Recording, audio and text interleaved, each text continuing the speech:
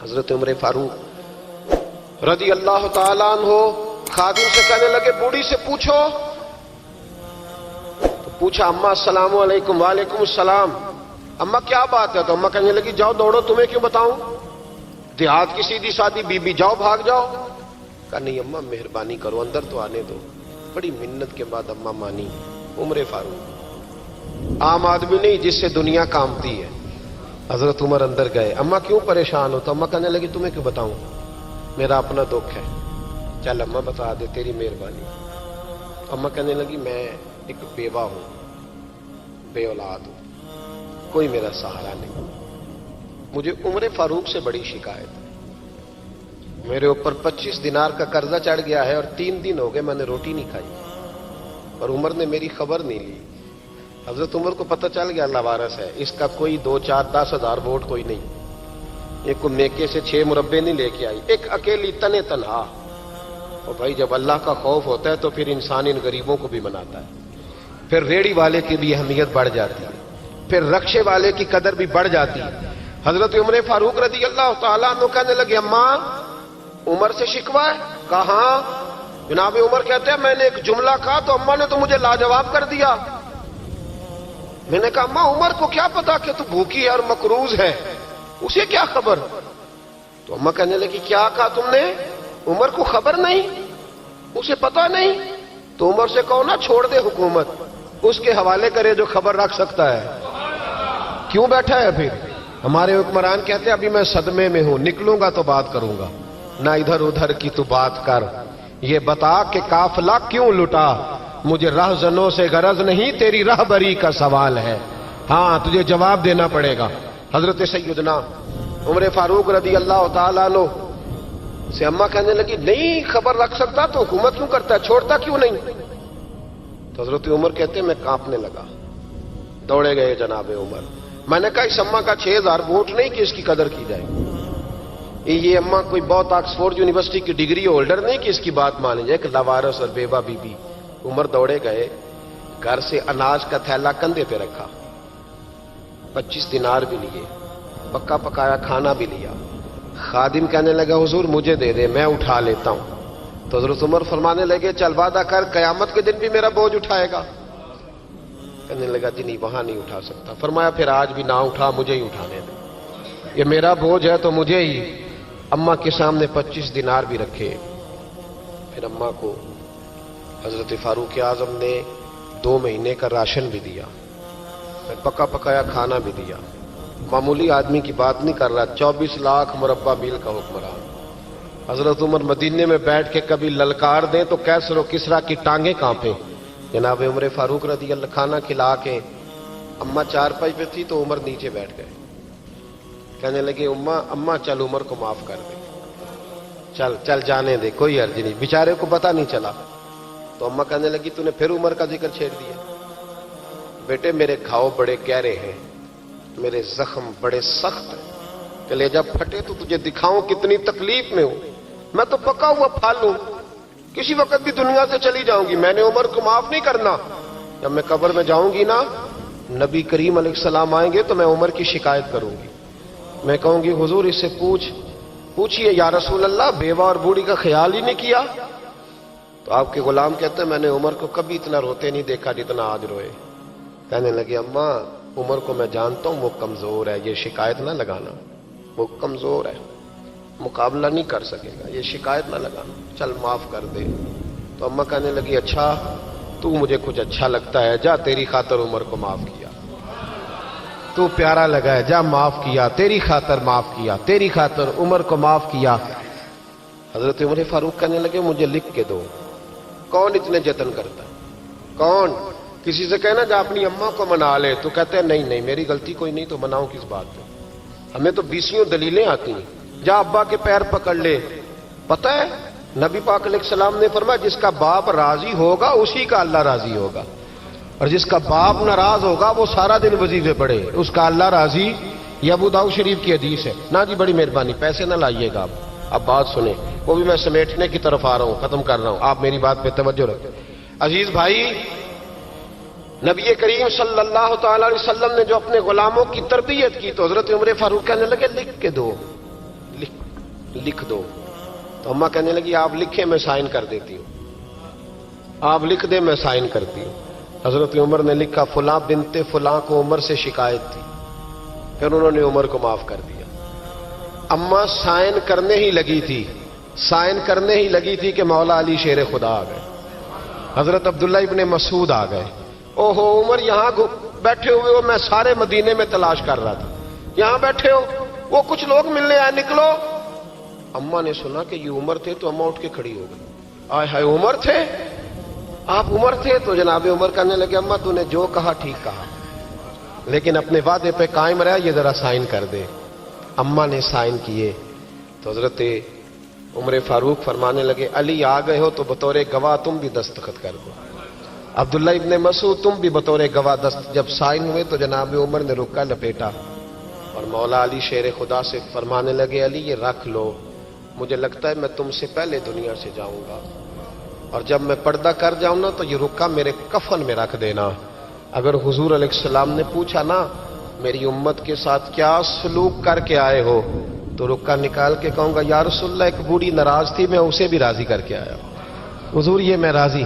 بھائی جب تک ہم اللہ سے نہیں ڈرتے معاشرہ اصلاح پذیر نہیں ہو سکتا. حضرت عمر فاروق رضی اللہ تعالیٰ عنہ نا باہر والوں کا بھی بڑا سخت حساب کرتے تھے. بڑا ایک گورنر صاحب نے لباس بڑا شاندار پہننا شروع کر دیا تھا تو حضرت عمر نے اتروا کے نا تو انہیں ٹاٹ کا لباس پہنا کے تو اونٹ چرانے کی ڈیوٹی دے دی تھی. اتنا سخت احتساب کرتے. کسائی کی دکان پر بھی 1-2 گھنٹے کھڑے ہوتے تھے. جو آدمی مسلسل 2 دن گوشت خریدتا تھا نا فرماتے تھے اس کا ٹیکس بڑھا دو, لوگوں کو دال نہیں مل رہی اور یہ روز گوشت کھاتا ہے. حضرت فاروق اعظم اس کو جزیہ کہا جاتا تھا یا کچھ اور معاملات ہوتے تھے بڑھا دیتے تھے. مسلسل جو 2 دن آدمی گوشت کھاتا تھا فرماتے تھے مدینے میں غربت ہے, اگر یہ والا نظام تم کرو گے تو غریب لوگ کس کی طرف دیکھیں گے. لیکن اس سے زیادہ بڑھ کر جو ان کی زندگی کا معیار اور سٹیٹس تھا وہ یہ تھا کہ اپنے گھر کا خاص خیال رکھتے, خاص توجہ کرتے. ملک شام سے اور ایران سے کچھ لوگ آپ کی خدمت میں آئے تو وہاں سے کچھ کنیزیں بھی آئیں. ان کے بادشاہ پیغام لے کے شاہ ایران کی کنیز کو ملکہ نے کہا کہ نا حضرت عمر کی زوجہ کو دیکھ کے آنا ذرا کس طرح کی. ہمارے ملک میں کیا کہتے ہیں خاتون اول, جی خاتون, باقی سارے دووں میں خاتون اول. ذرا خاتون اول کو دیکھ کے آنا. تو وہ جب آئی نا گھر میں ملنے تو کہا کہ مجھے میری ملکہ نے کہا تھا کہ عمر کی زوجہ سے اہلیہ سے ملاقات کر کے آنا. تو حضرت عمر کی اہلیہ نے نا ایک جوڑا کپڑوں کا دے دیا ملکہ کے لیے اور ایک خوشبو کی شیشی دے دی. اب جب وہ تحفے وہاں گئے تو اس ملکہ نے نا کچھ سونے کا سامان بھیجا, کچھ زیورات بھیجے, کچھ تحائف بھیجے. جب حضرت عمر کے گھر آئے نا وہ خادم لے کے آیا, اس نے کہا جی آپ کی اہلیہ نے تحفے بھیجے تھے. تو جواب میں شاہ ایران کی بیوی نے یہاں جس ملک کا وہ سفیر تھا انہوں نے بھی یہ بھیجے. تو حضرت عمر فاروق نا وہ تحفے لے کے گھر گئے تو جا کے کہنے لگے اپنی اہلیہ سے یہ تو کب سے تحفے تحائف بھیجنے لگ گئی ہے, یہ کب سے نظام شروع ہو گیا. تو کہ حضور تحفہ دینا لینا تو ٹھیک ہے, سنت ہے, محبت بڑھتی ہے, تو یہ کوئی قباحت نہیں, اور میں نے اپنی ذاتی استعمال کے لیے جو چیزیں رکھی تھی وہ میں نے دی ہیں. تو حضرت عمر فاروق رضی اللہ تعالیٰ عنہ فرمانے لگے ہم نے کسی ملک کے ساتھ اور اس کے بادشاہ کے ساتھ ذاتی تعلق نہیں بنانا, تعلق جو بھی بنے گا رسول اللہ کے دین کی برکت سے بنے گا. ذاتی رشتے نہیں ہم نے قائم کرنے. ذاتی آپ کے ملک کی جو ایئر لائن جس کا ہر سال خسارے کا ڈنڈورا پیٹا جاتا ہے نا, وہ ہمارے بادشاہ صاحب اور صدر صاحب اگر غیر ملکیوں کو گھوڑا کبھی بھیجنا ہو نا, گھوڑا, تو پورا ایک جہاز گھوڑا لے کے تحفے میں جاتا ہے. پورا جہاز غریب قوم کا یہ سرمایہ, اور قوم بڑی بادشاہ ہے, لائنوں میں لگ کے ووٹ دیتی ہے. 2 کام ہمیشہ لائن میں لگ کے کرنے, ایک بل لائن میں لگ کے جمع کرانا ہے اور ایک ووٹ لائن میں لگ کے, تاکہ پھر پورے 5 سال لائن میں ہی لگے رہیں. مرضی سے آپ ووٹ دینا پر جو بات درست ہے اس کو سنو. حضرت عمر فاروق رضی اللہ تعالیٰ عنہ نے اپنی اہلیہ سے پوچھا کتنے کا تھا وہ تیرا جوڑا اور خوشبو کی شیشی؟ انہوں نے کہا 3 دینار کی. فرمایا یہ 3 دینار تیرے اور باقی جو تحفے آئے ہیں وہ تو خود کہہ, چونکہ اس نے تیرے نام بھیجے ہیں, تو کہہ کہ میں مال غنیمت میں دیتی ہوں, تو کہہ میں مسلمانوں کو کہہ. تو زوجہ ہنس پڑی, کہنے لگی میں نام بھی کہوں تو مجھے کہنا تو پڑے گا ہی, کہنا تو میں نے ہے ہی، کیونکہ سامنے عمر فاروق ہے، لہذا فرمایا کہہ دیتی ہوں میں نے دیا خزانے کو، حضرت عمر نے جمع کرا لیا۔ میں یہ کیا بات ہوئی؟ میرے گھر والے جو مرضی کریں، ان کا معیار زندگی جس طرح کا مرضی ہو۔ اور حضرت عمر ایک جملہ کہا کرتے تھے، اللہ کرے کہ یہ باتیں اس دور حاضر میں ہماری سمجھ میں آئیں۔ حضرت عمر فاروق رضی اللہ تعالیٰ عنہ اپنے بچوں کو فرمایا کرتے تھے کہ بہت آدمی کو بھوک لگی ہو نا، اور پھر اس کی پسند کا کھانا پکا ہو، جتنے شوق سے وہ اس کھانے کو دیکھتا ہے نا، فرمایا اس طرح پوری قوم اپنے بادشاہوں کے خاندان کو دیکھتی ہے، اس تیزی کے ساتھ دیکھتے ہیں کہ ان کے گھر میں کیا ہو رہا ہے، ان کا معیار زندگی کیا ہے، ان کا سٹیٹس کیا ہے۔ سیدنا فاروق اعظم رضی اللہ تعالی عنہ نے اپنے گھر کے اندر اپنے بچوں، آپ کے بچے دونوں کاروبار کے لیے مصر گئے، تو وہاں کے گورنر صاحب نے لوگوں سے، ایک بہت بڑا قافلہ گیا مدینے سے مصر تجارت کے لیے، جاتے ہیں نا آج بھی قافلے کئی ملکوں میں، تو یہ گئے تجارت کے لیے، تو حضرت عبداللہ ابن عمر، حضرت عبید اللہ ابن عمر، حضرت عمر کے دونوں بیٹے گئے، جناب عمر فاروق کے بچے جب وہاں پہنچے تو مصر کے گورنر نے نا لوگوں کو تعارف کرایا کہ یہ عمر فاروق کے بیٹے ہیں، یہ حضرت یہ چودھری کے بیٹے کو کون بتاتا ہے کہ تو چودھری کا بیٹا ہے؟ باہر والے بتاتے ہیں، گھر والے جی؟ اور سیٹھ صاحب کے بیٹے کو کون بتاتا ہے کہ تو سیٹھ صاحب کا بیٹا ہے؟ اور مالک کو کون بتاتا ہے کہ تو مالک کا بیٹا ہے اور یہ کرایہ دار ہے؟ یہ کون بتاتا ہے؟ یہ سوچ ہم دیتے ہیں بچوں کو، چودھری اور کمی کی سوچ، امیر اور غریب کی سوچ، مالک اور کرایہ دار کی سوچ، گھر کے مالک کی اور کام کرنے والے کی سوچ، یہ ہم دیتے ہیں، یاد رکھنا، یہ ہم دیتے ہیں، یہ ہمارا مزاج ہے، یہ باہر سے نہیں آتی۔ تو کوئی شہزادہ ہے، تو سیٹھ ہے، تو نواب ہے، یہ سوچ باہر سے نہیں آتی، یہ اماں سوچ دیتی ہے، اماں، یہ ابا سوچ دیتا ہے، اور پھر جب تباہی اترتی ہے تو اس کے ذمہ دار بھی باہر والے نہیں ہوتے، گھر والے ہوتے ہیں، گھر والے۔ ہمارے بچوں کی طبیعتوں پر زیادہ نقش باہر والوں کا نہیں ہوتا، گھر والوں کا ہوتا ہے، یاد رکھیے گا۔ حضرت عمر فاروق رضی اللہ بچے ہیں، شہزادے ہیں، وہ کاروبار کرنے گئے اور وہاں لوگوں نے بتایا گورنر صاحب نے کہ یہ فاروق اعظم کے بچے امیر المومنین کے۔ لوگوں نے ان سے زیادہ مال خریدا، تجارت میں زیادہ نفع ہوا، ظاہر ہے کہ وہ آپ کے جو اللہ خیر کرے حکمران ہیں، ان کے کاروبار کتنے ملکوں میں ہیں، کس بنیاد پر ہیں؟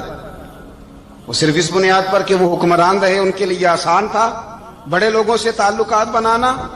حضرت عمر فاروق رضی اللہ تعالیٰ عنہ کے بچے ڈھیروں مال کما کے جب واپس آئے نا، تو حضرت عمر سے آ کے بچوں نے بطور محبت کا، ابا جی اللہ نے بڑا ہی فضل کیا ہے، بڑا مال کمایا الحمدللہ، یہ دیکھیں کتنا نوازا ہے۔ تو حضرت عمر کہنے لگے سارے قافلے نے اتنا ہی کمایا ہے؟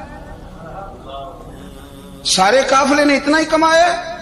تو حضور نہیں، سارے قافلے نے اتنا نہیں کمایا، سب کو اتنا نہیں ملا، وہ تو وہاں گورنر صاحب نے لوگوں کو تعارف کرایا تھا کہ یہ عمر کے بچے ہیں، تو لوگوں نے پھر ہم سے بڑا ہی خریدا۔ تو حضرت عمر فرمانے لگے ٹھیک ہو گیا، میں بات سمجھ گیا ہوں، اس طرح کرو، جو تمہاری اصل زر تھی نا، جو راز تھی، وہ رکھ لو اور باقی سارا مال خزانہ میں جمع کرا دو، اس لیے کہ یہ تم نے تجارت نہیں کی، یہ تم نے اپنے باپ کا نام بیچا ہے، یہ تم نے امیر المومنین کے بیٹے ہونے کا فائدہ اٹھایا ہے۔ فرمایا یہ تمہارا نہیں حق، یہ مسلمانوں کا ہے، اس لیے کہ یہ مال تم نے محنت سے نہیں کمایا، یہ باپ کی کرسی کا فائدہ اٹھایا ہے۔ اور فرمایا اگر تم نے مال جمع نہ کرایا تو میں مال بھی لے لوں گا زبردستی اور کوڑے بھی ماروں گا، ڈبل سزا دوں گا، مرضی سے جمع کراؤ گے تو کوڑوں سے بچ جاؤ گے۔ بڑے بیٹے نے تو جمع کرا دیا، تو چھوٹا تھوڑا پریشان ہوا، تو حضرت عبداللہ ابن عمر چھوٹے کا ماتھا چوم کے کہنے لگے بیٹے چپ کر کے جمع کرا، یہاں بھی فخر کر کے ہم عمر کے بیٹے ہیں، اور قیامت میں بھی فخر کریں گے کہ ہم فاروق اعظم کے بیٹے ہیں، یہاں بھی ناز کریں گے اور وہاں بھی ناز کریں گے کہ عمر کے بچے ہیں۔ ہمارے باپ نے خود بھی حلال ہی کھایا ہے، اور جب ہماری کمانے کی باری آئی ہے تو ہمیں حکم بھی حلال کھانے کا دیا۔ بھائی ہمارا مزاج نہیں، بچہ جب لے کے آتا ہے 2 لاکھ روپیہ تو کبھی پوچھے کہاں سے آیا ہے؟ جب وہ پہلے دن غلط دوستوں کے پاس جا کے بیٹھتا ہے تو کبھی نکالا ہے گھر سے اسے؟ یہ بہت سارے خمیازے ہمیں اس لیے بھگتنے پڑتے ہیں کہ ہم ابتدا میں سوراخ بند نہیں کرتے. جب اس میں شگاف پڑ جاتا ہے, سیلاب آتا ہے, تو ہمیں ہوش آتی ہے. حضرت عمر نے اپنے گھر میں نگرانی رکھی, کڑی نگرانی. زیادہ نماز گھر میں پڑھتے تھے حضرت عمر, نفلی نمازیں زیادہ کیوں بلا؟ بھائی یاد رکھیں کہ آپ نے اگر سجدہ کرنا ہے تو بچہ لیٹ جائے گا, وہ اسے پتا کوئی نہیں سجدہ کیا ہے. لیکن جب گھر میں کبھی قرآن ابا جی کھول لیں نا, جب ابا جی کا موڈ بن جائے نا لیکچر دینے کا, وہ گھر میں شروع ہو جاتے ہیں, کہتے ہیں آپ لوگ نماز نہیں پڑھتے اس لیے میرے کاروبار میں برکت کوئی نہیں. تم سویرے قرآن پاک نہیں کھولتے تو میں تباہ ہو گیا. تو میاں آپ نے کب گھر میں قرآن پاک کھولا تھا؟ آپ نے کب نماز پڑھی؟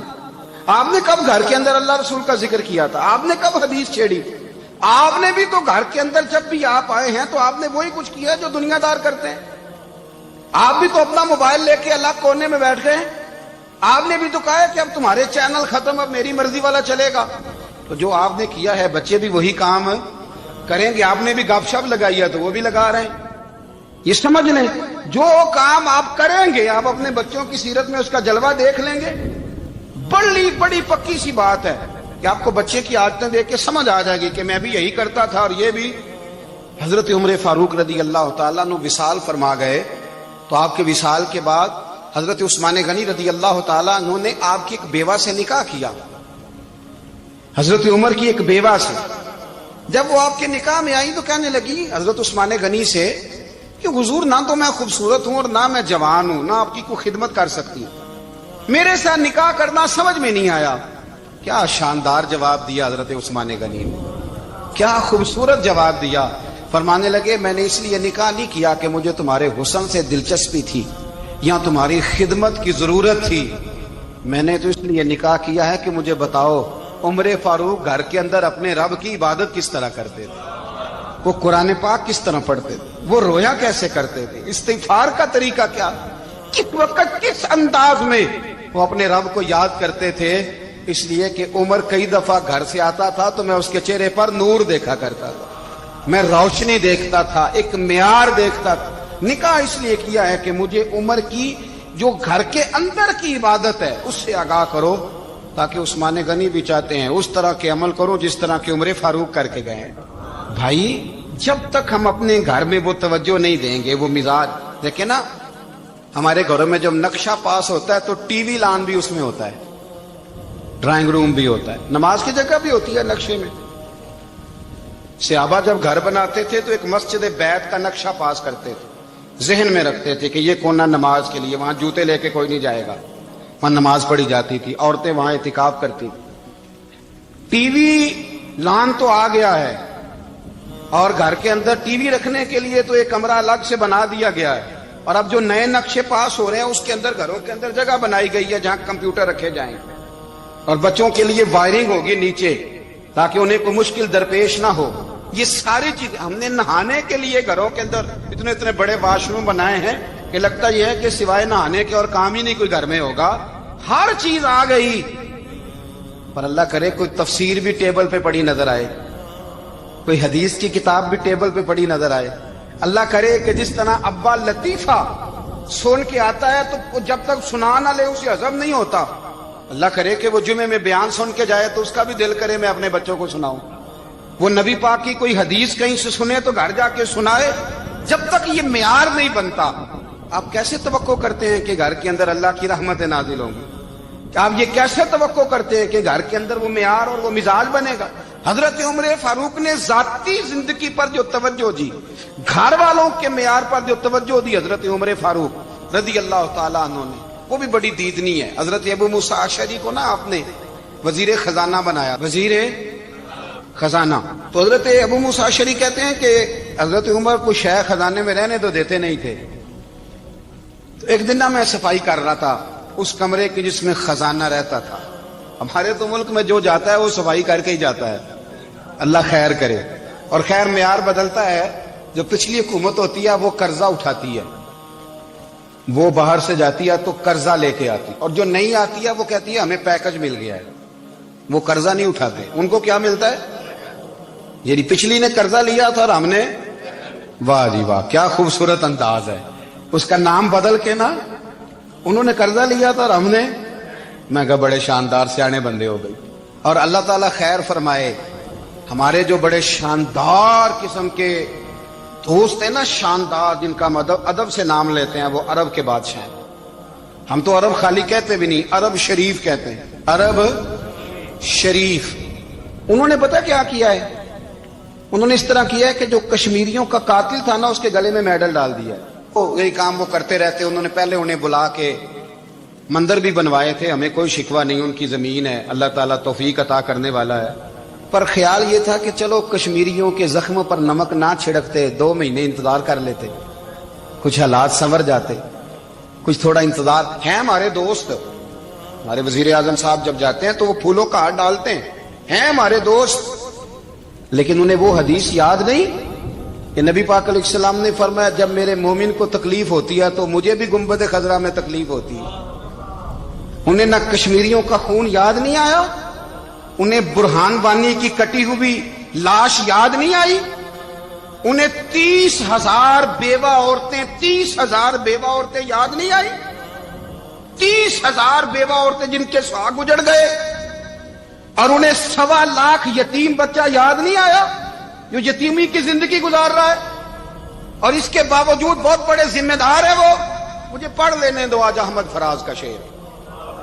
وہ ہمارے مکتب کوئی ایسا نہیں کہ وہ مولوی تھا، وہ غیر جانبدار تھا، پر مجھے آج پڑھ لینے دو اس کا شعر. ایک کلیجے کا درد ہے، پڑھ لینے دو.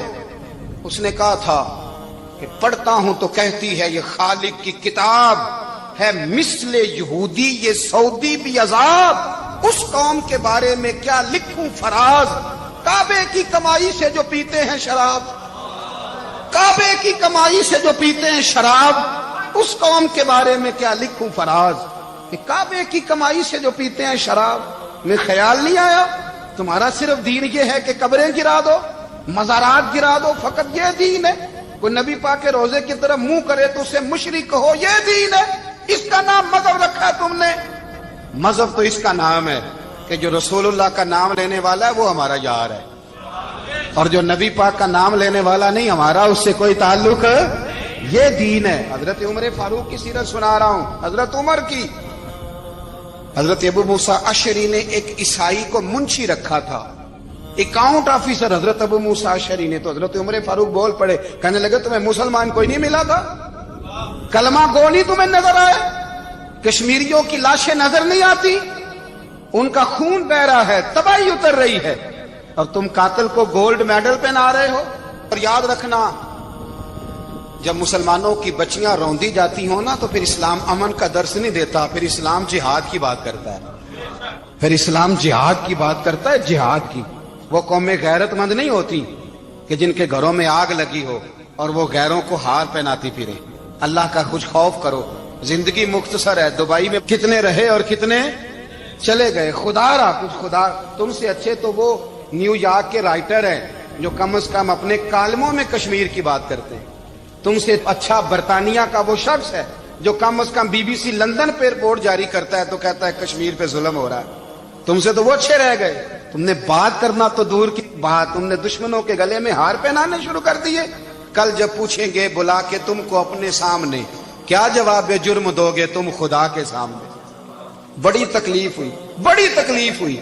وہ نا منصور حلاج کو پھانسی دی جا رہی تھی تو حضرت جنید بغدادی بھی آ کے دیکھنے لگے. تو منصور حلاج کہنے لگے بابا سارا زمانہ دیکھے پر تو نہ دیکھ. سارا زمانہ تماشا دیکھے انہیں تو پتہ کوئی نہیں نا، تو نہ دیکھ. عرب شریف والو، ٹرمپ اسے انعام دیتا تو تکلیف کوئی نہیں تھی، ملکہ وکٹوریا اسے انعام دیتی تو تکلیف کوئی نہیں تھی، پر تم تو نہ ایسا کرتے. تم تو اپنے تھے، تم تو کلمہ گو تھے، تم تو یہ ظلم نہ کرتے، تم تو یہ حرکت نہ کرتے. میں کہتا ہوں ٹھہر ہی جاتے. جانا نہیں دنیا سے، اللہ کے حضور حاضر نہیں ہونا. جب رسول اللہ قبر میں آئیں گے تو کیا جواب دو گے؟ خدا را حضور نے فرمایا تھا گناہ روک نہیں سکتے تو دل میں ہی برا جان لو.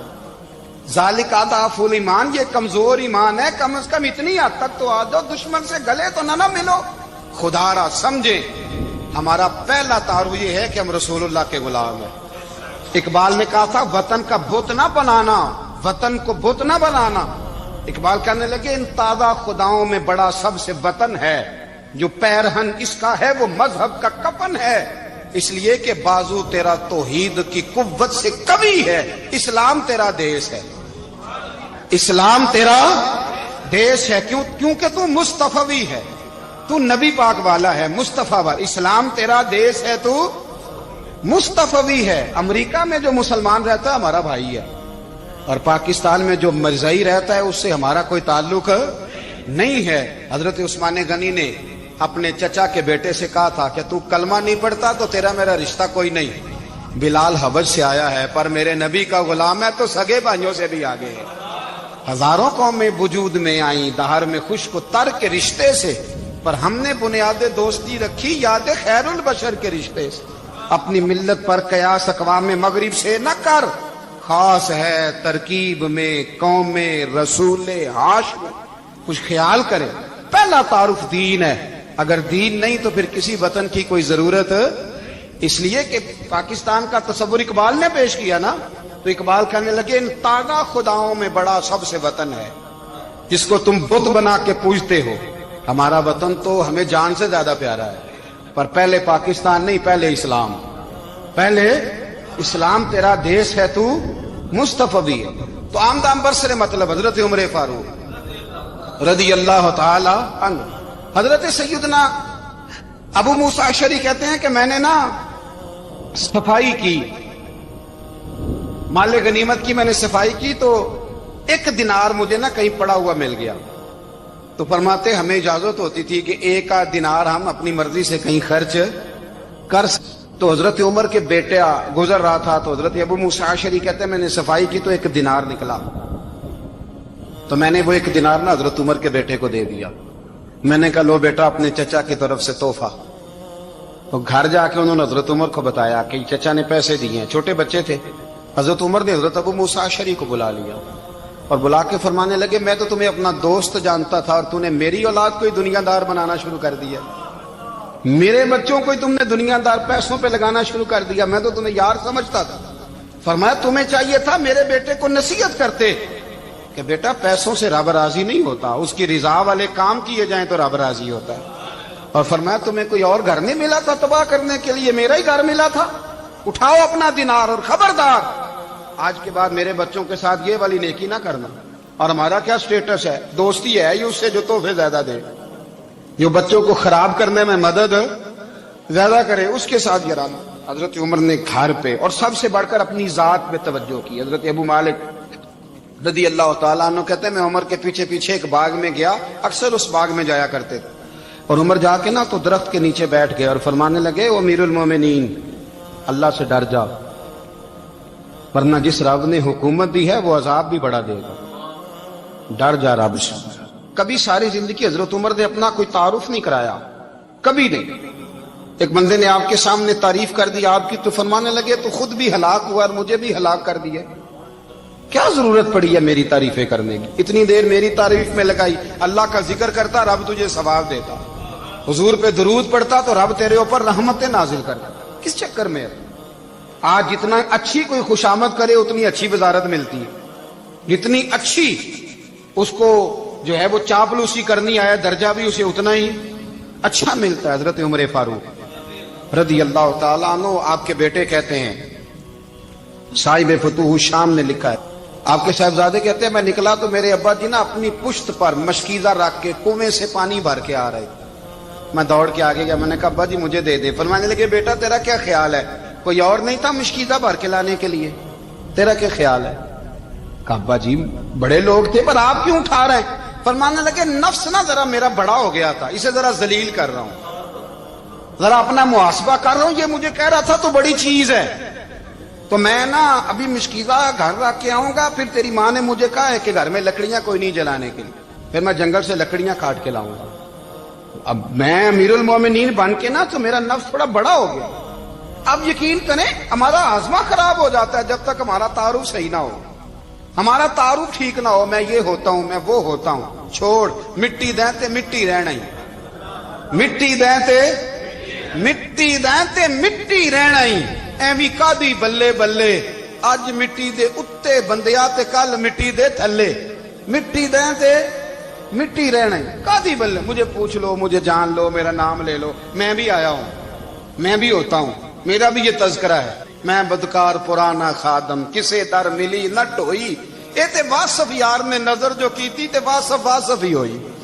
یہ تو بڑی بات کی بات ہے، تو بات کی بات ہے صاحب، ورنہ من نانم کے من نانم، جو ہم ہیں اس کا ہمیں پتا تو ہے نا بھائی۔ کبھی بھی یہ جو ذات کا چکر ہے نا، میں بھی ہوں مجھے بھی، او بھائی یاد رکھو میں کون ہوں۔ یہ جو نام نمود اور یہ خواہشیں اور یہ جو وقار، یہ تو کمزور لوگوں کا طریقہ ہے۔ جس کو اپنا تعارف کرانا پڑ گیا اس سے بھی زیادہ کمزور کوئی ہے؟ فوٹو میں دکھاتا پھرتا ہے فلانے کے ساتھ فوٹو، فلانے، تو کمزور بندے یہ کام کرتے۔ حضرت عمر فاروق، اللہ اکبر، حضرت عمر جیسا بندہ، 24 لاکھ مربع میل کا حکمران، اور شاہ روم کو خط لکھ کے کہتا ہے میں منت نہیں کرتا، میں حکم دیتا ہوں۔ اتنا تگڑا بندہ۔ جنگ قادسیہ کے لیے حضرت سعد بن ابی وقاص کو بھیجا، فتوح الشام پڑھ کے دیکھیں۔ حضرت عمر بڑے پریشان ہیں، اتنے دن ہو گئے کوئی رپورٹ ہی نہیں آئی۔ اب تو موبائل ہے نا، تو ایک ایک منٹ کی رپورٹ لیں آپ، بلکہ آپ ایک ایک منٹ کی فوٹو لیں، آپ رپورٹ تو دور رہ گئی۔ حضرت عمر فاروق رضی اللہ تعالیٰ عنہ بڑے پریشان ہیں کہ قادسیہ میں حضرت سعد بن ابی وقاص کے ساتھ لوگ جہاد کرنے گئے، رپورٹ کوئی نہیں آ رہی۔ اتنے پریشان تھے کہ باہر نکل کے نا اس رستے پہ بیٹھ جاتے جو رستہ قادسیہ کی طرف سے آتا تھا، اس جو بھی آتا جاتا پوچھتے جنگ کے کیا حالات ہیں۔ ادھر جب اللہ نے فتح دے دی نا، تو حضرت سعد بن ابی وقاص رضی اللہ تعالیٰ عنہ نے ایک قاصد کو خط دے کے بھیجا، کہنے لگے عمر کے پاس جاؤ، انہیں اطلاع دو کہ الحمدللہ اللہ نے اسلام کو فتح عطا کر دی۔ یہ حضرت عمر کو جا کے دینا، وہ بڑے پریشان ہوں گے۔ وہ جو اس زمانے میں اس طرح ہوتا تھا کہ کئی دور دور سے صحابہ جو دوسرے شہروں کے ملکوں کے رہنے والے ہوتے تھے، وہ بھی آ کے شامل ہو جاتے تھے جہاد میں۔ کوئی ایک دفعہ مدینے آیا، کوئی 2 دفعہ آیا، پھر اپنے اپنے علاقوں میں۔ بہت سارے لوگوں نے زیادہ دفعہ حضرت عمر کو دیکھا بھی نہیں تھا۔ وہ جو قاصد خط لے کے آیا تھا نا، اس نے 1 دفعہ دیکھا تھا، حضرت عمر بوڑھے ہو گئے، وہ پہچانتا نہیں تھا۔ میری بات کی سمجھ آ رہی ہے آپ حضرات؟ ادھر سے وہ خط لے کے آ گیا۔ حضرت عمر مدینے سے باہر نکل کے اس روڈ پہ بیٹھے تھے جو قادسیہ سے آتا تھا۔ جب اس آدمی کو آتے دیکھا تو حضرت عمر اٹھ کے کھڑے ہو گئے، فرمانے لگے قادسیہ سے آ رہے ہو؟ وہ کیا کہتا ہے؟ پھٹے پرانے کپڑے، ٹوٹے ہوئے جوتے، سر پہ پرانی پگڑی، کہنے لگے غلام مدینے کے رہنے والے ہو؟ حضرت عمر کہنے لگے ہاں مدینے کا ہوں۔ کہا میں قادسیہ سے آیا ہوں، الحمدللہ اللہ نے اسلام کو فتح دے دی ہے، الحمدللہ کفر کی کمر ٹوٹ گئی ہے۔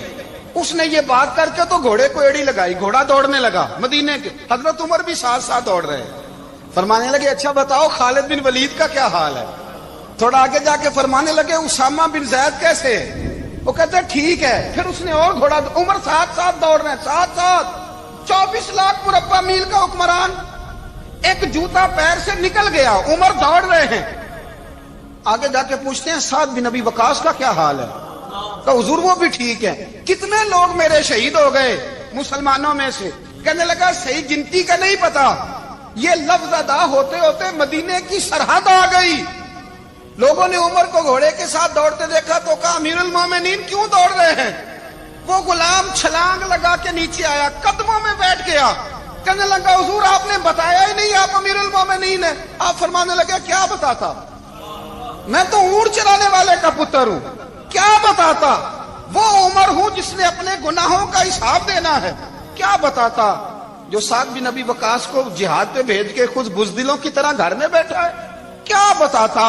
کوئی حیثیت نہیں، کوئی تار۔ تو نے اچھا کیا، تو تو مجاہد تھا، مجھے ساتھ ساتھ دوڑایا، تو نے اچھا کیا۔ جتنے لوگ تھے چیخے مار کے رونے لگے۔ حضرت فاروق اعظم سے کہنے لگے عمر جب تک تیرے جلوے رہیں گے اللہ کامیابیاں ہی عطا فرمائے گا، جب تک تیرا رنگ رہے گا اللہ تعالیٰ نوازتا ہی رہے گا۔ کچھ نہیں کبھی اپنا آپ ظاہر ہی نہیں کیا۔